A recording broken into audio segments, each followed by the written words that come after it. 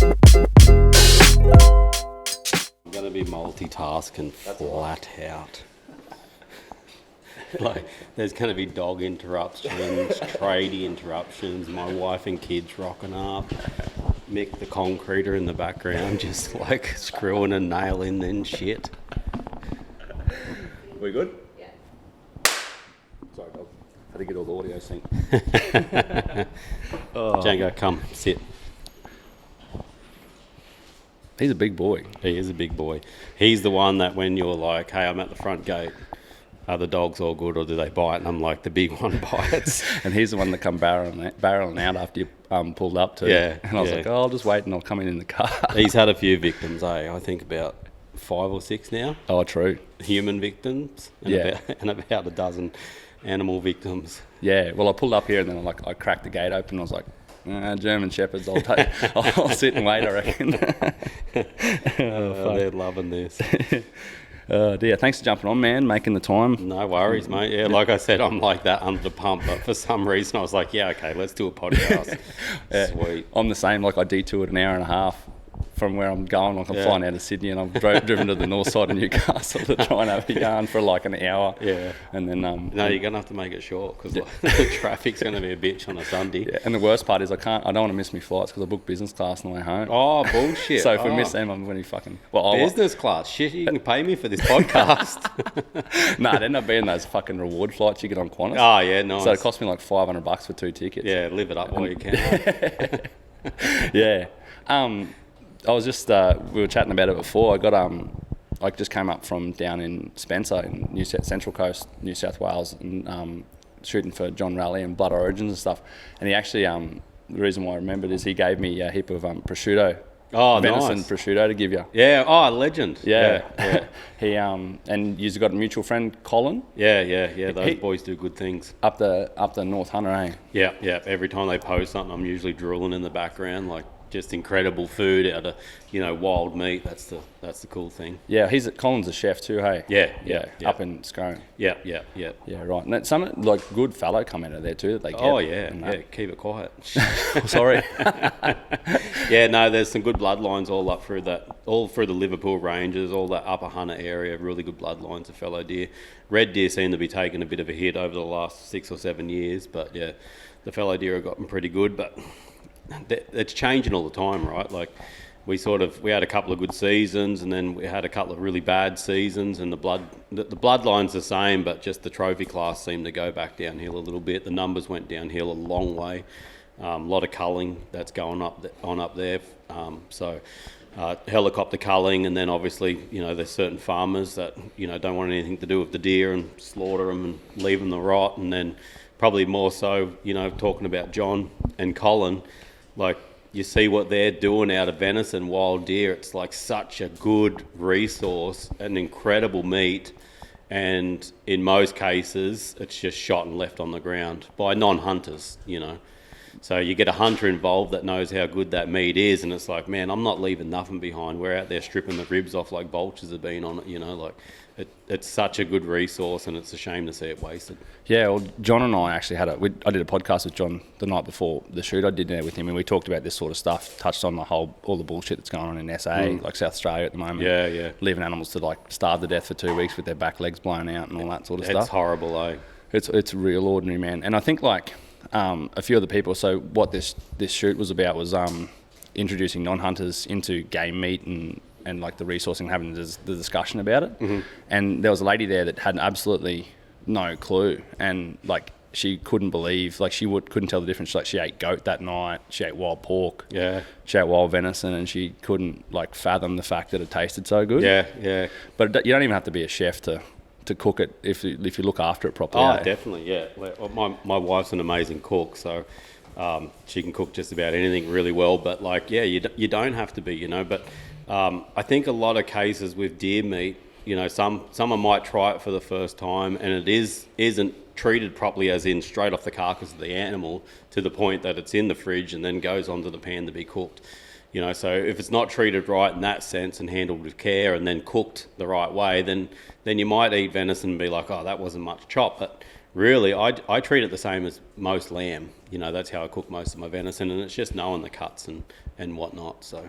And you'd eat game pretty much like all the time, yeah? Oh, like, we live off it. Yeah. Yeah, the freezer's constantly full, and we're pretty lucky where we are in New South Wales, and we don't have any seasons here at the moment as well. So like we start running out of venison, and we'll go up to our own property, or we'll go out to a friend's property and knock a deer or two over and restock the fridge freezer, and like the dogs live off it as well. So it's super handy. It's a full resource for us in our family anyway. Yeah, same for me. And it's like, it's cheap and efficient. Get you outside, get you active, all that sort of stuff, and you get your own meat, and then you're not buying like fucking steroid ridden shit. Yeah, you know what you're getting, and like, that's why I like handling it all myself as well. Yeah. So the American system's a little bit different, where the majority of hunters do take it to a butcher, but like at least it's an animal that they're harvested.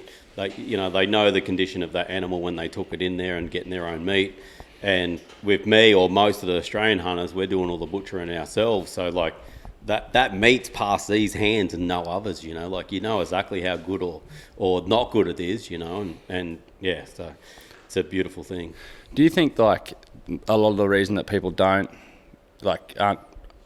they don't have an understanding of wild game meat and how to cook and all that stuff is because it's not regularly available in supermarkets and shit? That, and there's no promotion around it here, really. Like, there's a promotion between hunters, but we're preaching to the choir, right? You already know that venison's good. There's no use of me sitting here now and saying, oh, it's so good, it's amazing. You know, I'm talking to other hunters and, you know, reaching out to other hunters and stuff like that. There's no promotion outside of that about it, you know, and there's the stigma about it. Oh, feral animal, you know, it's invasive, you know, and it's like that's this whole disgusting thing behind it, you know, and it's like just because they're invasive doesn't mean the meat's shit, you know what I mean? Like everything here on the wall, you can eat every animal that's here on the wall, you know, and it's like it's no different than any cow, except for it probably hasn't been injected with any crap that we don't want. You know, they're all free roaming. They're all, you know, living their life out in the mountains or out in the fields, and you know, and then one day they tip over, and yeah, we're eating them. Yeah, and that's right. And it's like it's a better life if you can compare like a deer to a cow, so to speak. Like that cow's locked in a fence paddock for nearly all its life, and then gets run up to an abattoir, up a run that smells like death, looks like death, and gets a bolt shoved in its head.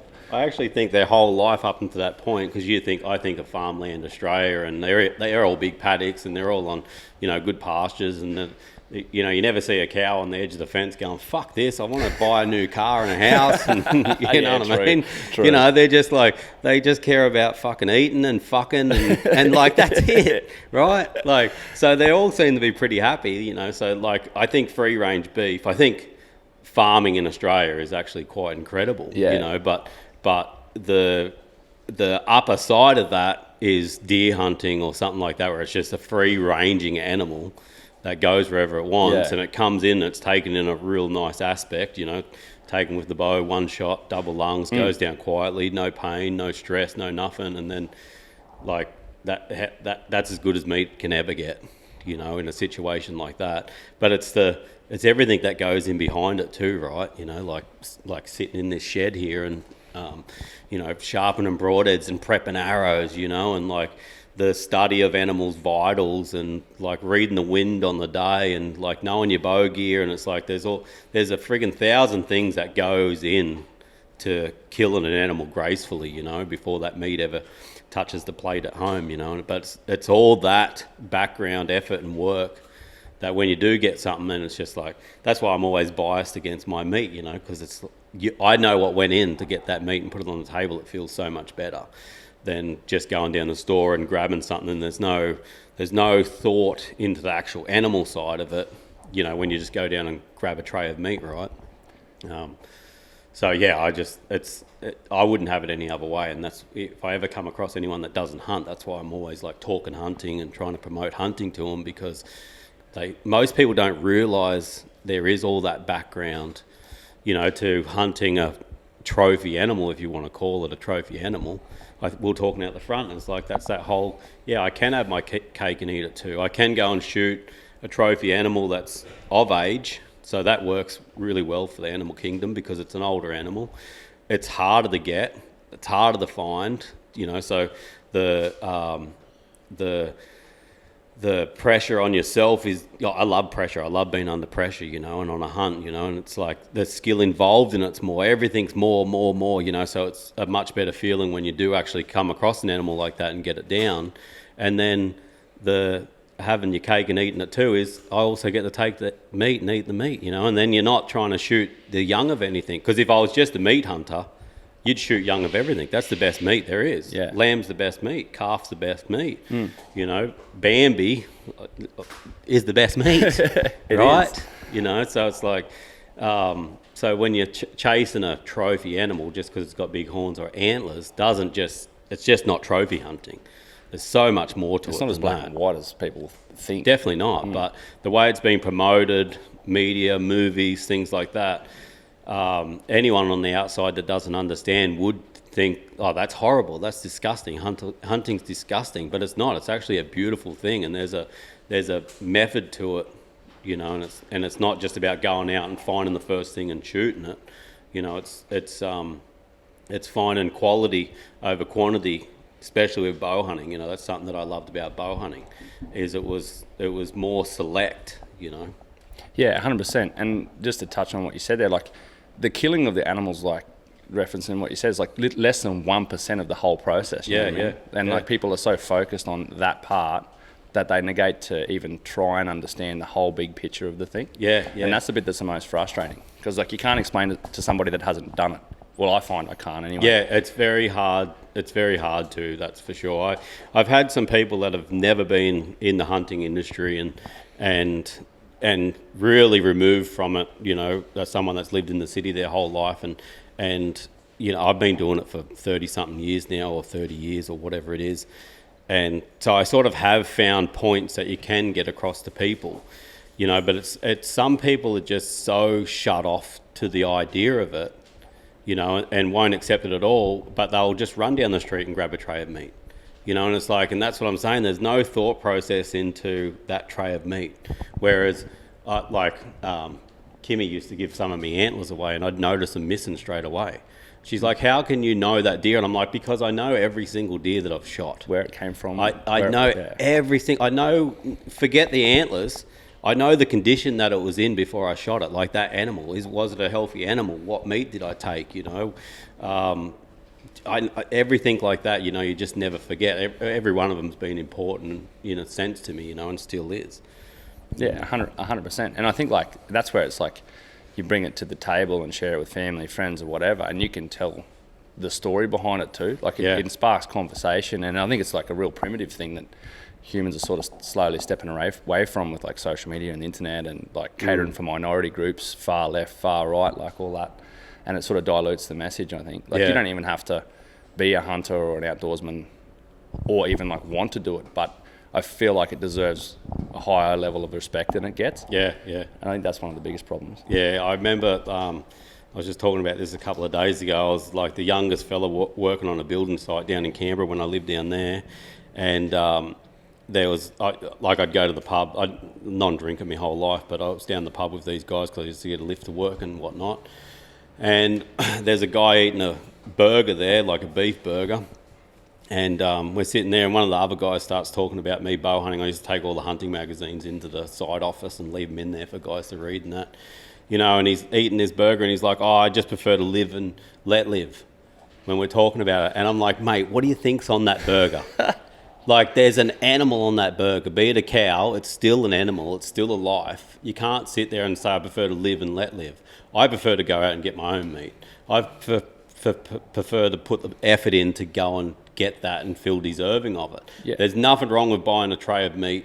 There's nothing wrong with going and buying a burger. But there is something wrong with eating a burger and then saying, I prefer to live and let live. 100%. And, like, it depends how far down the rabbit hole you want to go, but you start talking about cattle, right?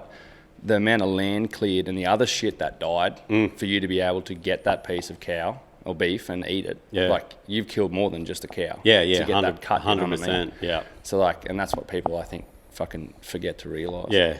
You get to a point, and we were saying this just before, where I can't care about the masses anymore, Like I can, but I can't keep fighting single person on they don't like hunting. It's like, cool, then don't like hunting. That's sweet, I do like hunting. Yeah, leave me fucking alone. That's it. Legit. You get on with your life and I get on with mine. Yeah. I agree. I like hunting and fucking German shepherds and construction work, obviously. Yep. So if you don't like them, fuck off. Yep, that's right. Fucking burning the candle at both ends. Yeah. Segueing into like from the hunting in Australia and the lack of availability for the general public to get like game meat and stuff like that. Do you think we're behind the times because you hunt in the States a fair bit and all that stuff? Do you think we're behind the times there in regards to like how wild game's managed? It's a funny one because we do have a hunting culture. You know, like from when early Europeans come over and, you know, rabbits were brought over for food. Those rabbits were hunted. You know, foxes were brought in and foxes were hunted. You know, the Aboriginal people hunted. Kangaroos, goannas, everything. Like it was their meat source. You know, they had to hunt for meat. So because a lot of people say, oh, it's because Australia doesn't have a hunting culture. We do have a hunting culture, or we did, but it's not promoted. You know, and it's like that turn your nose up society to something like, oh, hunting, you know, it's disgusting. And it's like, it's absolutely the complete opposite. Like hunting is a very special thing for any person to do, but it should be everyone's right. And it's a part of everyone's culture in that sense. But it just, see, America, there's like every family's got a hunter in it. That's what it seems like. So every family's got access to having meat donated to them or brought back into the house, or they know someone. It's a big part of the talk. And even New Zealand, like you go to the local bloody, what do they call it? Dairy, yeah. A little shop. And you walk in there and this is the first time I ever went to New Zealand. The second time I ever went to New Zealand, it was with Ben O'Brien with Yeti. Oh, yeah. And I go into this little dairy and old love behind the counter is like, hey, did you hear about old mate got that stag the other week and stuff like that? Like it's normal hunting talk, you know, and you go to the store and there's people in camo. You go to one of the big shopping centres and there's a hunting and fishing store and it's just like, it's in everyone's face there. So it becomes part of the talk and it's the normal everyday thing where you don't see that in Australia. If I seen someone walking around in bloody Origin camo here in Australia, I'd walk up to them and be like, hey, mate, what's your name? You know, like, where you been? Like, what are you doing? Yeah. You know, it's an odd thing to see here, but even New Zealand's this big tiny, compared to America, it's still part of their everyday thing. It's still part of their culture, you know, and it's just a shame that Australia doesn't have that. Yeah, it is. And New Zealand's fucking interesting because you can like literally come out of the mountains after a week of being up there stinking and filthy, blood on your hands, roll into the pub and get a chicken schnitzel and a beer and no one even bats an eyelid. No one even cares. I thought you were saying roll into the pub with blood and get a chick and a schnitzel. A chicken schnitzel, yeah, right. A palmy or a steak. Yeah. Chicks love hunting. Chicks dig hunting, obviously, in New Zealand. So, yeah, no, it is. It is different. But it's also nice in another aspect that you can go hunting here in Australia and not bump into other hunters. You know, I go hunting on public land in America and bump into 20 hunters in the one day, you know, and it's like I don't think Australia's got game, but it doesn't have game established like the US does. Yeah. Like their deer species and elk is like our kangaroo and wallabies. You know, they've been there for forever, so they're established friggin' through so many states and through the whole lot of the state from one end to the other in a lot of the northern states. You know, and it's just like we've got, you know, there's a nucleus of rooster deer here, there's a you know, some rooster deer there, there's a big patch of fallow deer here, there's a little patch of fallow deer here, and it's just like, and that's slowly changing in Australia. Like when I first started deer hunting, there was like 2 or 3 places that you talked about to go fallow deer hunting. Now there's 30, 50 places that, you know, there's established fallow deer herds that you talk about. You know, so I don't think Australia we've got tons of game, we do, but it's not spread through far enough for us to have like a tag system and, you know, someone in every bloody household that hunts. And because that's what it seems like in America, you know, there just seems to be, you talk to anyone, oh yeah, my brother hunts. Oh, I hunt, you know, oh, my uncle hunts. Oh, my whole family hunts, you know, it's like, yeah, it's just different. I think like normalising it is one of the biggest challenges that we've got here in Australia. Normalising it. The other big thing that America's got going for it is it's so accessible to everyone. Like how many people get in the bow hunting here and they're like, I got nowhere to go hunting. Yeah. You know, and it's like, and like Vic's got some public land. New South Wales has got a little bit of public land now. That's about it. You know, the rest of the states have got nothing. You need private access. That's getting harder and harder.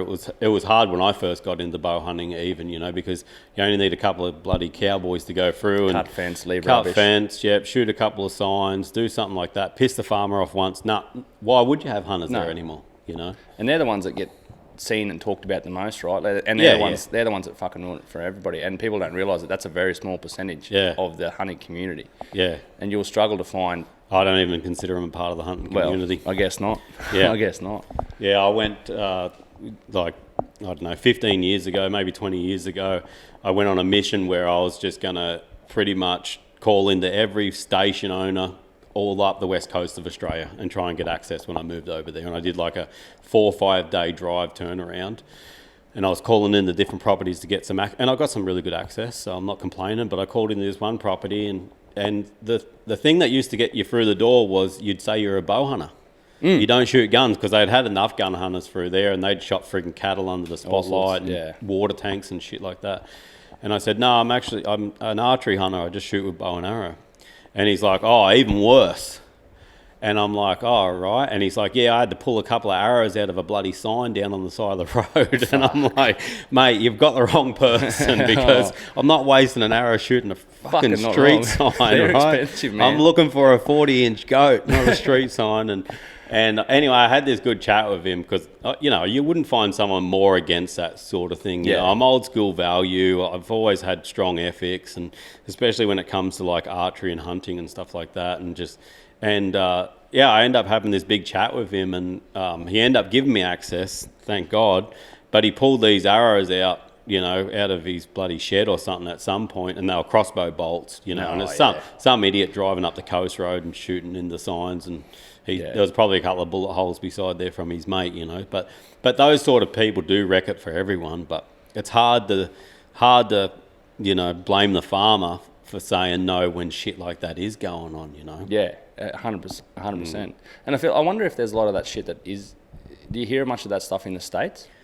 Doesn't sound like it. Or there is. There is. I suppose there's fucking lunatics here with guns, I guess. There's heaps of dumb shit going on everywhere in the world, because there's heaps of dummies in the world, you know. And it's just like they go in and they buy a bow from wherever, and, you know, flick a couple of arrows through it. But I think a big one is the shops are a lot more dedicated and stuff now as well. Like, you rock up to, like, Archery Country is my go-to shop in Austin in Texas, you know, and there's half a dozen guys behind the counter there, and they're all diehards.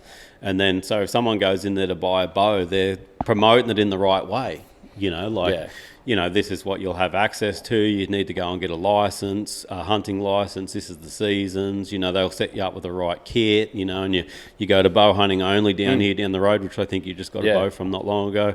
And those boys are diehard bow hunters. Yeah. So they're going to give you the right information and stuff. And it's different when you're into something properly. And it takes someone, unless you already know that you want to be a bow hunter, it takes someone to be standing in front of you to sort of promote it in the right way. Yeah. So then you start going down the right road. That's right. Without shooting bloody signs. You know, you're trying to get access, or you go on the, you know, public land, or you're just at the archery course shooting your bow until you get access. You know, you're getting prepped for the hunt. That's right. And then, like, talking to those kind of people, sets you on that path, and even with your gear too, like, because bow hunting's a fucking difficult thing to do in general. And then if you don't get your bow set up right from the start, and you're fighting a losing battle. No, like, that's right. And then you end up losing, like, you're like, oh, fuck this, I'll just pick up a rifle. And anyone that's like, hey, I want to get in the bow hunting, I'm thinking about spending $300 or $400. And I'm like, put another zero on it. Can you put another zero on it? Because you're going to enjoy it more. Yeah. Like, and bow gear keeps its value. Man. So let's just say you buy a $2,000 bow, and then you shoot it for 6 months, and you're like, you know what, this isn't for me, and it mightn't be for you.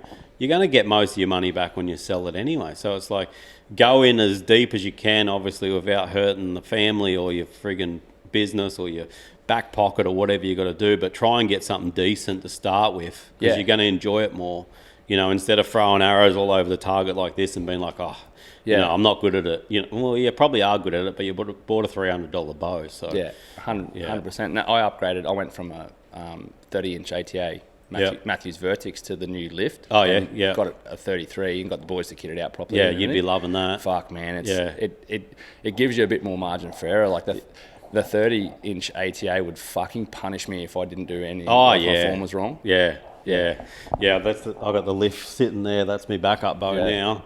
And it sort of goes against what you just said, but I bought the 30-inch PSE, and I was back down. I was actually across the street on the road, which I probably shouldn't have been, but I was doing that so I could get 80 yards. I was listening for traffic. There was nothing coming, so I was letting some shots off. Yep. And I was just going from bow to bow to try and pick out the difference, and I couldn't pick out the difference. Really? You know? And it's just like, and that's really unusual for me. Like, usually my minimum bow ATA would be like 34. Yep. That's what I prefer because heat's more forgiving, you know. Yep. A little bit bigger to carry around the scrub and stuff like that. And I just got the smaller bow because I thought, if I do a bit of tree stand and stuff for the sambar and stuff like that, it'd be nicer to be up in the tree with a smaller bow. It's pretty thick where I hunt the sambar. Mm-hmm. And, mate, I shot it really good. But I don't want anyone to take that advice and go and get a short bow and then start shooting like shit. So don't do it. But I'm just saying it worked really well for me, and that's the first time. But I think the rollover on these cams now where the string's coming off is making a big difference. 100%. Bows have come a long way like that. So, and then same with all the broadheads now, like they're shortening them up. They're all flying like field points, you know. And I keep talking about all the Aussie good broadheads. Yeah. Like in that drawer there, I've got like 6 brands of broadheads. Kayug is me go-to. But man, I'm shooting them all and they're all flying so good now. Yeah. You know, it's like the archery's come a long way like that. Arrow shafts, you know, all that tech's come so far. Yeah, my old man was a bow hunter, and he had, like, after he died, I went through all his kit in the shed, and he had one of those, I don't know what you call them, but it's like a cross between a recurve, like an OG traditional bow, and it had cams on it. Yeah. And he had not the Oneida Eagle that come down like that, and the cam was down the bottom. Down the bottom, Mate, I love that bow. Old school, eh? I was shooting that bow fingers, no sights. I was shooting like a flipper rest or something like that. Mate, if something stood out at 70 yards, it was going down. Really? I shot that bow so well unsighted, but it blew up 3 or 4 times. It was so radical like that, yeah. Yeah, well, I blew it to pieces, but it'd been sitting in the cupboard. I was like, I got to put a fucking stick in it and draw it. And as soon as I pull it back, boom. Oh, did it? Yeah, right. But he had he used to fletch his own arrows with feather. Yeah. And he had they looked like trad bow broadheads. Yeah, righto. They're fatter, like they're more like a compound bow broadhead, but they're fatter, but still long. Yeah, okay. Yeah, they were mad. Probably like a Davies Delta or something like that, and they're only single bevel on one side. Yeah, okay. Opposite. Yeah. So yeah. Oi, bow hunting's come so Man. far. Like I was just talking to Rogan and Cam about this when I was in Utah hunting with them. That like America was like 10 years advanced on Australia in bow hunting and stuff like that. Everyone here was shooting fingers and no sights, you know, and shit like that. And like when sights first come out, like everyone was like, oh, this is sort of cheating and blah, blah, blah. And then release aids come out. And if you were going to shoot with a release aid, you were fucking gay. It's as simple as that. You were gay, mate. And there was people that were jumping on board here in Australia shooting a release aid. One of my mates, John, was one of them, John Bates. And we had a hunt out western New South Wales out near the Pilliga Scrub out there somewhere chasing goats. And we set up camp on the dam and we set a drink bottle up on the other side and it was like, I don't know, 50 or 60 yards. And I could usually group like that, you know. Yeah. But he's shooting the lid on it every time. Fuck him. And I'm like, what's going on? Give me a shot of your bow. And he's like, he goes, with these release aids, the release is the same every time. And I'm like, I'm going to get fucking AIDS, but I'll give it a crack. And, mate, just hit the lid. Yeah.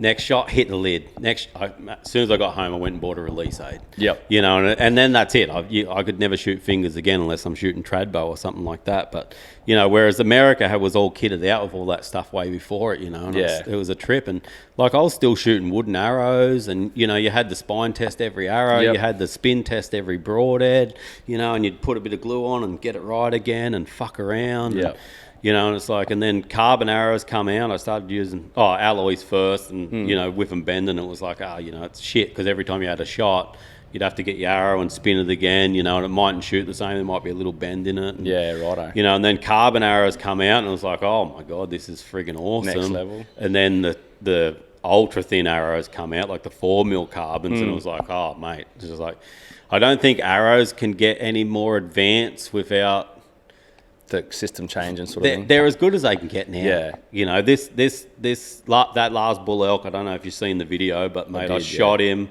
It was with the Cayuga Pilot cut with the bleeders in it. The arrow come out of him as fast as when it went in. Yep.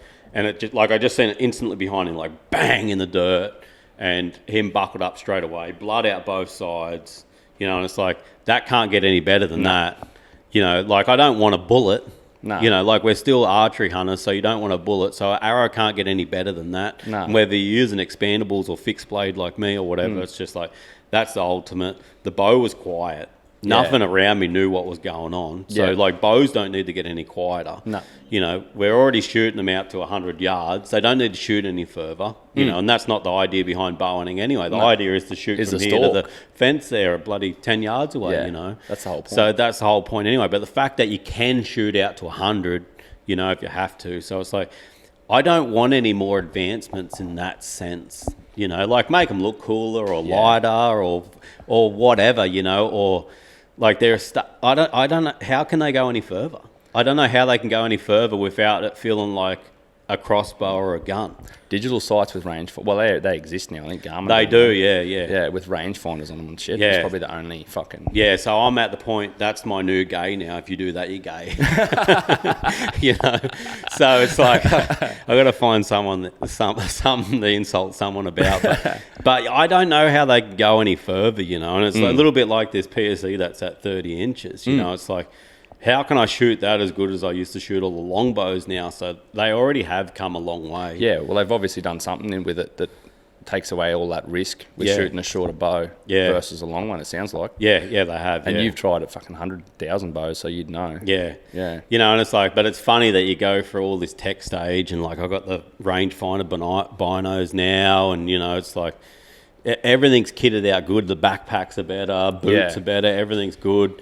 And then I'll jump back to trad bow for a hunt. Yeah. So you realise, like, oh, shit, okay. Okay. This is where the real men are. Yeah. You shoot trad bow for a while, and then you go back to a compound, and you feel like you're shooting a sniper rifle. Yeah. You know, it's, like, ridiculous. So yeah, I was talking to, just on trad bow, just made me think of it. We were in New Zealand for the rut start of the year. Mel was hunting, and bumped into a bloke he was just with another guy that picked us up because we just got drop canned. And he shot a bull tar from 60 yards with a trad bow down a ridgeline, and I'm like, fuck, man, I'm nothing compared to that. Like, that's next level. Yeah, that's sick. Fucking wild. Jake Downs. His name okay. is. Yeah. Pure, like, trad bow enthusiast. Yeah, I think I've heard his name, yeah. Yeah. But yeah, he was a pretty cool dude to talk to. Yeah. That's a tough hunt, like tar with a trad bow. Yeah.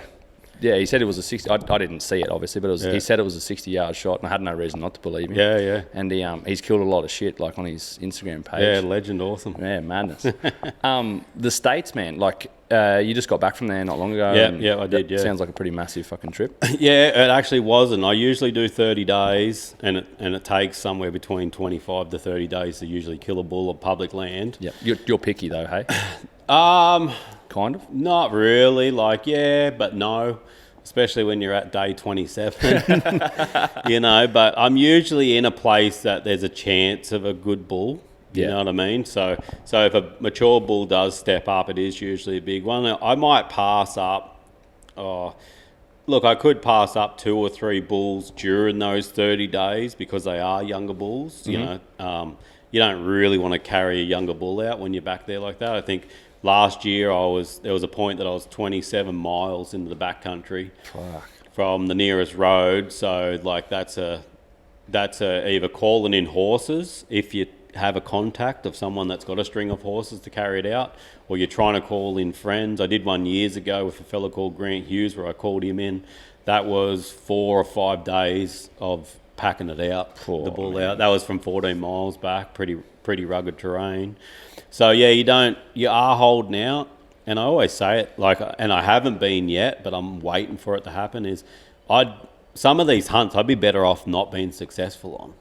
Just purely where you are. Yeah, just to fucking sit you on your ass in a sense. Yeah. You know, like it's like doing 30 days and not getting a bull. There's actually an accomplishment in that as well.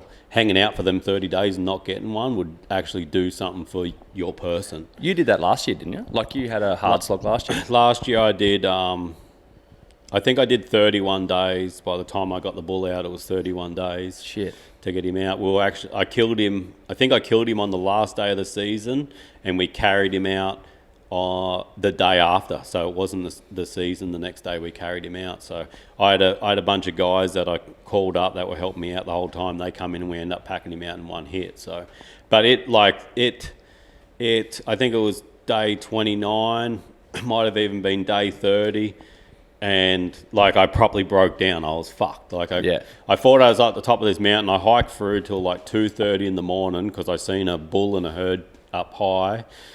And I seen him in the afternoon. My buddy was with me. He was coming in on a trail with me, and I glassed him. I said, I'm going up there, and he's like, dude, like what? And I'm like, I'm going up there. I'm gonna hike up there, and I'll camp underneath him for the night, and I'll wake up in the morning and hike up. So it ended up being like 2:30. I'd hardly had any sleep the night before. I was fucking rooted, and I ended up hiking up and got so high, set up camp, got a couple of hours of sleep. Woke up, might even been a couple of hours of sleep. I woke up with 2 hours to try and breach this last ridge. And I was getting up there and I thought I'd breached the last ridge, and it was just a false ridge. There was another ridge straight behind it. And I was stuffed and I was running late, and I ended up getting to the top, and it was right as the sun broke. And this is some high terrain country. Yeah. And I get up there, it's above tree line, and the sun broke, and I just walked up, and I was like, it was cold wind, but the sun hit me face. Like I fucking teared up, mate. Like it properly broke me down. I'm like, I laid down and everything, couldn't walk, me full adrenaline and everything like that. And I laid there for a second. I'm like, this is what I came for. Like, yeah, I'm trying to kill a bull elk, but this is actually what I come for. I'm trying to push myself to a limit. And I pushed myself to that limit where I broke down, and then I jumped straight back up and kept going and ended up killing a bull. You know, and it was like, so it was like that, I didn't have to kill the bull, that's what I'm saying. I'd already reached what I was trying to reach, and, you know, I felt accomplished and everything like that. And so I'm always like, actually not killing a bull one year, doing one of those trips and not killing a bull would be really nice and humbling in a sense, you know. So it hasn't happened yet, but I'm sure it's going to freaking happen because that's public land. Yeah. You know, that's, I'm walking into a counter, Walmart or friggin' wherever, the hunting store, buying a tag for an area I've never been, I don't know at all, and then walking around for 30 days with that tag in my bino harness, like looking for a bull, you know, and working it out the whole way, you know. And it's like, and what's funny with bow hunting is finding a bull is, the hunt's not done. Like that's the start of everything. That's the start. Yeah. Still got to stalk it, still got to hit it properly. Possibly track it, find it dead, and still got to pack it out. You know, there's like so much to it. The wind's got to be right. The weather's got to be right. Other animals around you's got to be right. I've said it since I first started bow hunting. We as a bow hunter have to be doing at least 100% right, and that animal's got to be doing at least 10% wrong. Yeah. You know, and it's like, and the 10% wrong is usually they're in the rut. So they're thinking about fucking deer pussy and not predators, and they slip up, you know. And it's like, and that's why it's like the fellow rut. Everyone goes hunting, right? Because they're grunting, they're giving their position away.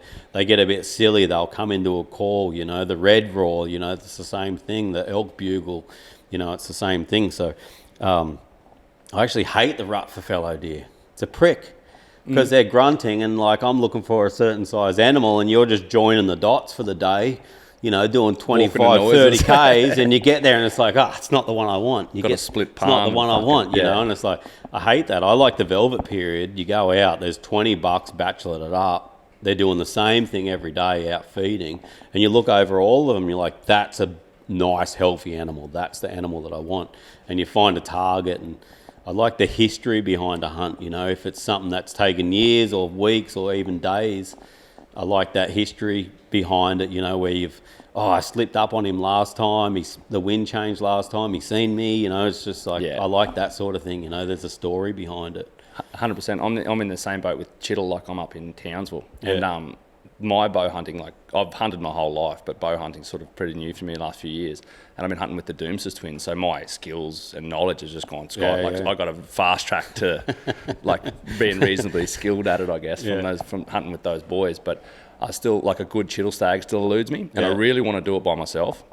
Without any advice, take the advice that's been given and learn. And I went out a while ago now by myself. I spent like 4 or 5 days on them, and I got in, like, I'm not super confident in anything, like 30 and less I'm good, but not super confident anything out, just because I'm still sort of learning. And I got like sub 40s on 4 or 5 stalks, and fucking end up bumped and seen and all sorts of things, and birds fucking you up. And then the very last day, I've spent the whole morning, I found a stag, brought hinds over, bedded in this like little basalt pocket.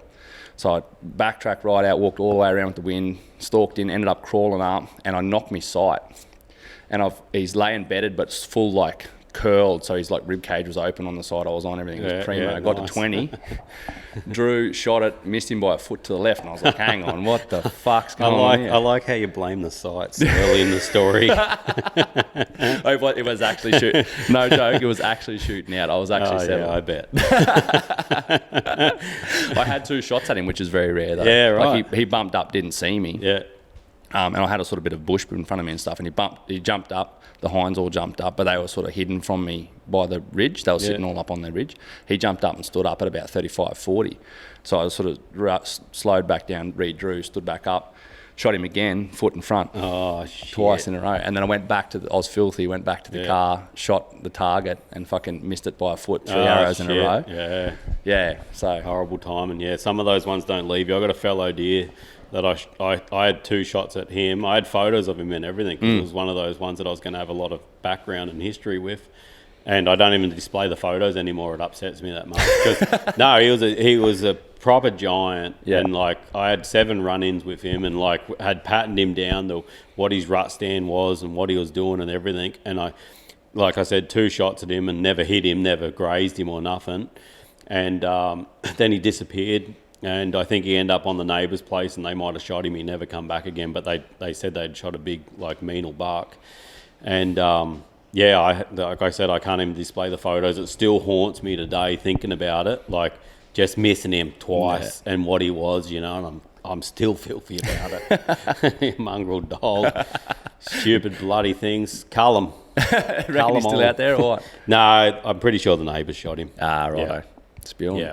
Yeah, they never took a fight. Like, they're just farmers, you know. Just get rid of it because it's eating the grass. Yeah, his antlers are probably still up in the mountain, rotting away somewhere. But they just said they shot a giant fellow buck that they'd never seen a meanle one, and I had scouting cameras up everywhere for him, and you know, he was like a 260, 270 model. Yeah, big boy. Yeah. Jesus. Yeah, and that was like 7 years ago. It still haunts you. Yeah, still kills me. Yeah, well, that shit will haunt me forever. Whether it was me, well, it essentially was a mistake of mine, because I obviously wasn't fucking crawling in with my bow properly. To knock the cunt. Yeah. And I end up with, like, where the front of the sight mounts, basically, where those Allen keys come in, was all loose, and end up with a heap of shit in the cunt. And it was like, kicking it out. The screw was bent, like pulling it out. Yeah. Kind of thing. So I must have been. It was a mistake I made, too rough. Instead of just blame your gear, mate. Like any good tradies, blame the gear. Shit sight, never getting that sight again. Crap. Bin the cunt. So you're just circling back to your bull in the States, man. Like, I don't know. I know you shot one and all that. Yeah, sort of stuff, like usually I do 30 days. Like, I do the whole of September. Obviously, if you notice, this year I've just been under the pump. I bit off a massive project that I've been building myself. So the family home here and business in WA has been going crazy, and just, mate, I just haven't had the time this year to do the hunts that I'd usually do. But I'm investing into the future, as in after this year I'm probably going to be retired, and this is the last big project build that I'll do. So I'll have a lot more time for hunting and stuff like that. So yeah, Joe reached out earlier this year, and he's like, "Hey, do you want to come to Utah hunting?" You know, I'm like, "Oh yeah, of course I do." And it was only like supposed to be a 5-day hunt. So it worked out good for me this year, being under the pump, to go over there. So yeah, I just hung out in Austin for a couple of days with some friends, and then me, Joe and Cam were on the hunt. I killed a bull on the first afternoon, like an 11-year-old bull, really nice big old bull. Joe ended up killing a bull on day 2 or 3, and Cam killed a bull the following day after that. So we all got killed in the hunt, all had good bulls. Back at camp eating friggin' elk meat and just like happy days, mate. It was friggin' awesome. So, and then flew back home, and I've just got stuck straight back into it again. And like I said earlier, like you reached out, and I'm like, I usually don't do a lot of podcasts, but you said it'll be in, face to face, and I'm just like, fuck it, it's a Sunday, let's do it. And then here we are sitting here. I've got a truckload of furniture because I'm moving house. And I'm going to cut it super fine to get to the airport. It's a fucking G. Just drop the hire car off right at the front door and race off. I think that's going to be the plan. But no, I live life fucking flat out. Oh, you have to, mate. Because I've had this mentality since I was like 12 years old. Like, we don't know our end date. No. We've got no idea of what time we've got left, and it's the only fucking important currency in the world. Personally, it's the only important currency in the world because it might be this afternoon, it might be next week, we might live to 80. I don't know how I'm going to be getting around to 80 anyway. So I'm trying to fit in everything I can right now. I walk faster than anyone that I know. And it's because I'm trying to fit in as much as I can, and it's worn off on my missus, Kim, as well. That there's like, if there's people in front of us that are walking faster than a normal human pace, we're like, fucking get out of the way. like fuck. And we just walk everywhere fast. And I am like, I'm like, why put off what I can do today? And it's like, and like one of my good mates passed away, and he was young too, Pedro Lever, and he was real big in the bow hunting community, and like especially the older school bow hunters. And one day I ran him up to the hospital because he wasn't well, and he was going to the hospital here in Newcastle. And he was fucking funny fucker, eh? He said, he's like, because he thought he was going. He's like, I've just gotten into deer hunting too. Fucking hell, this sucks, And it's like, of anything else, and I'm like, that's how die hard he was. Yeah. And I said, mate, like, you've done more hunting than someone that's got 7 lifetimes to do it. Like, you've hunted as much as a normal bow hunter has, times 7. I'm like, you got to think about stuff like that. And I'm like, no one wants to die. Like, fucking hell, And he sat back for a sec when we were driving there, and he was thinking about it. He's like, yeah, I have done a lot, eh? I have done a lot of hunting, And anyway, that wasn't what killed him. And this is the same fella who got attacked by a scrub bull, and it ripped his ribs and guts out and fucking everything. Right. And he survived that, 2 mass heart attacks. He died twice, but then, ended up dying of something unrelated to mass heart attack. So, but yeah, I just always think, originally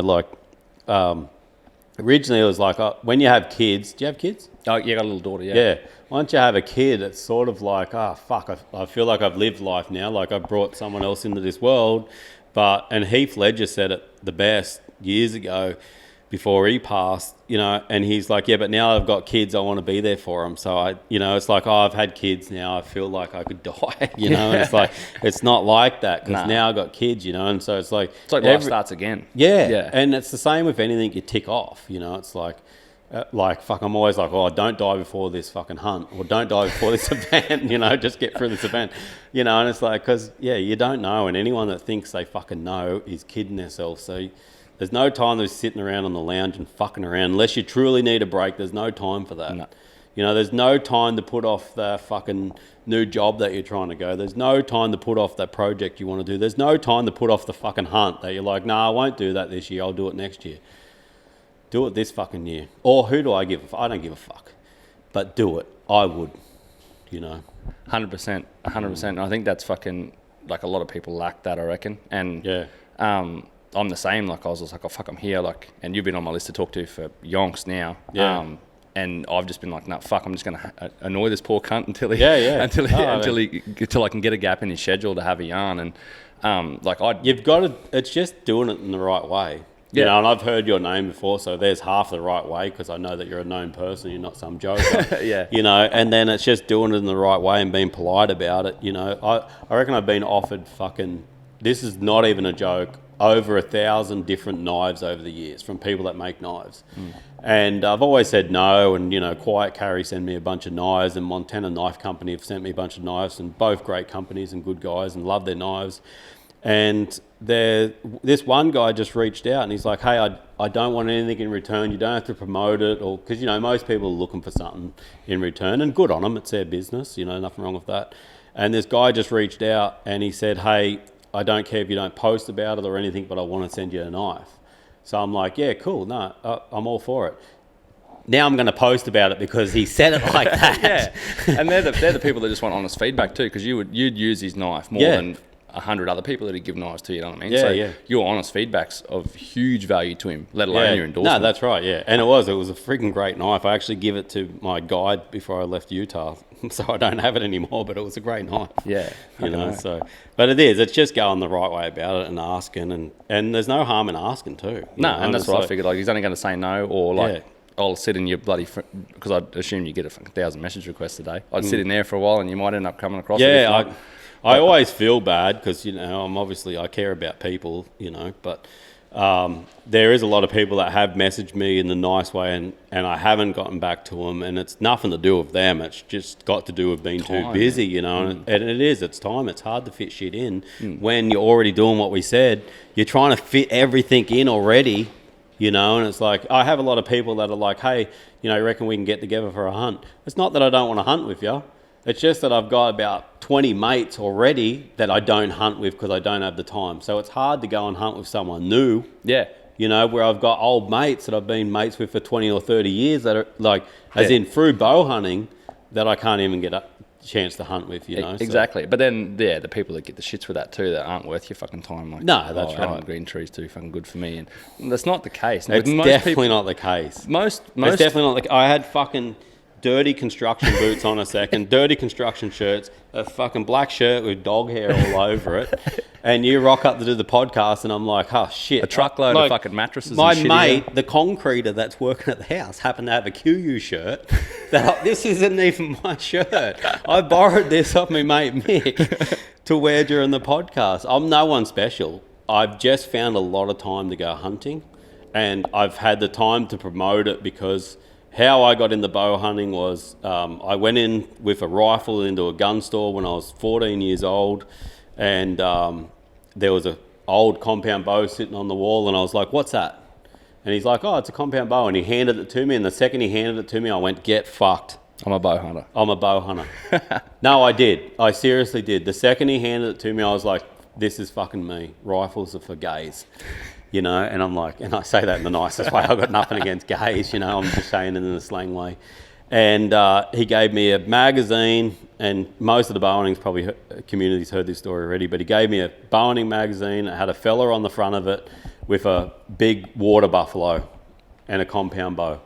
And I looked at that and I'm like, that can bring that down. Like, that's friggin' incredible. And I'd never hunted with a gun again. I was bow hunting through and through, and that was it. I don't even remember where I was going with that story. No, it's a good story. But fucking that was it. I was fucking done. Yep. You know, I was done, and then, you know, it's like bow hunting. It consumes a lot of time, but I don't do anything else. I seriously don't. I don't go to the pub and drink. I don't go. We've got a visitor, obviously.